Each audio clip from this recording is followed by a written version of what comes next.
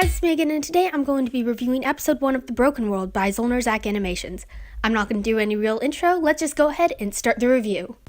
The episode starts with the orange cat, Queen Ginger, talking to her two kits, Spirit and Zero. She tells the kits that she needs to tell them something important, inquires about their friends, and then after they tell her that they need to meet their friends at a stream, she tells them that they can go ahead and go. She'll tell them the important information later, and to be wary of the stream because there's high waters right now. Wonder what's going to happen later in the episode. No, seriously though, if it's really so important, shouldn't she tell them now instead of waiting until later? Nope, plot says they can tell them later. So, that doesn't make much sense. Anyway, some other little things I have to say about this scene are that Queen Ginger's lip sync here looks a little weird, like just too much movement, I think. If she was standing still, it would look a lot more natural, or just moving her head slightly, but these big movements look strange. Also, you can hear the audio cuts really clearly, and is that music in the background of Spirit's lines?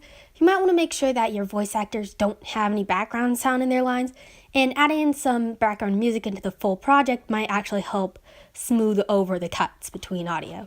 Oh, shut up. Oh, quiet, you two. So that scene wraps up and we go into the intro. The first thing I notice is that it has the same music as the Stolen Hope's old intro, which is fine, you can have the same music, but this series is already pretty similar to the Stolen Hope. So if you're ever planning to redo this intro, I might change the music to make it a little bit different than the Stolen Hope. The next thing I notice is that it totally gives away that Queen Ginger is going to die. If that happens in like episode 2 or 3, that's fine. But if it doesn't happen until episode like 6 or something, you might not want to include that in the intro, because that kind of spoils half of it. Anyways, then we get to the characters, and my goodness, there's a lot of characters in this intro. Personally, when I see an intro that has a ton of characters like this, it kind of makes me feel like I'm going to have to study for a test. Like they're going to want us to remember every single one of these characters, and it's going to be important, and I have to remember every one. It's much easier if you develop the names throughout the story and maybe don't have as many side characters that you need to remember the names. If I were you, I would keep the number of characters in your intro that are like named to maybe 3 to 6. You can do less, maybe 7 if you need to.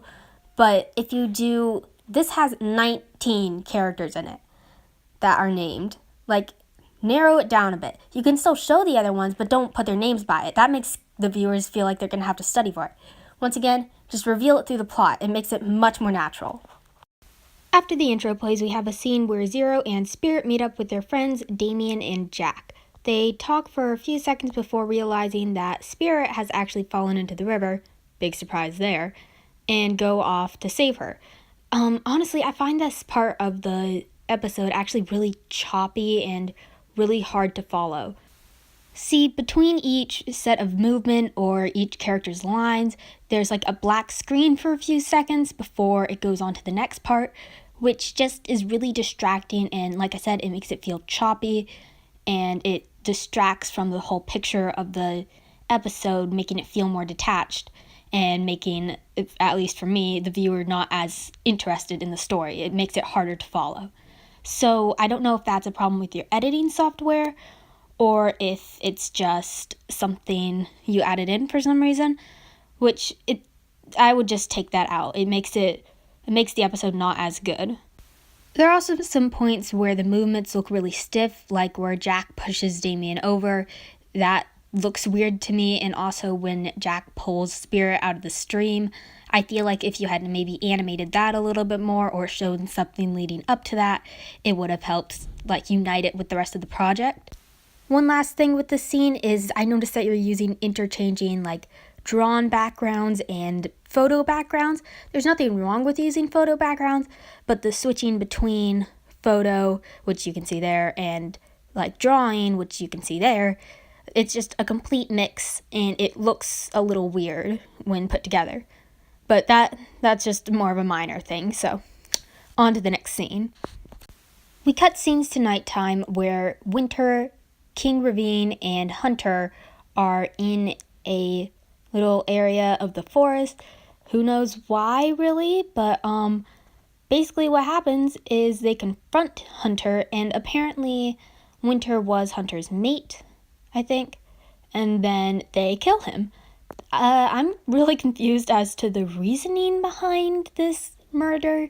I feel like maybe it'll be explained further later, but that was just, I was really confused. Like, okay, we had this important information that we were told was gonna be explained later by the mother, but then instead of it being explained later after the whole river scene, instead we see this guy getting killed. So, a little confused with that. One thing I have to say is I'm getting really strong the Stolen Hope vibes from this scene, not just because of the art style and the similar world setups, but just the matchup of like King Ravine and the main antagonist from that series, Vixie, and Winter. It's just really similar. I'm pretty sure there was a scene like this in the Stolen Hope. I don't know, it's been a while since I've watched the earlier episodes. But yeah, and also, Hunter's last words are very, very similar to Vivian's last words in the Stolen Hope. I hope to see you both burning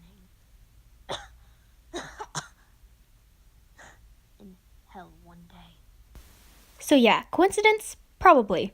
The final thing I have to say with this scene is I can't tell if I absolutely love or absolutely hate this line. Of course I do, sweetie. I don't know, just the way the voice actor says it, it's really cool, but at the same time it's like almost weird. I don't know. I think I like it though. So that was just a random thing to add in there. Anyways, that wraps up this episode. So, I actually really enjoyed this episode. I enjoy this series so far, and I know I had a lot to say about it, but I also need to factor in the fact that this is a first episode, so it is definitely still an experimental thing. Like, it should develop more as the story goes. That's how a series works. So, I'm sorry if I sounded a bit harsh in this. There were definitely flaws with this episode, but there were also really good things. I love the animation style, and the animation is really good. So, definitely continue this series, and Zolinerzak Animations, once again, if I pronounce that right. If you don't hate me for reviewing this, I would love to review episode 2. Anyways, see you guys next time. Remember to stay creative.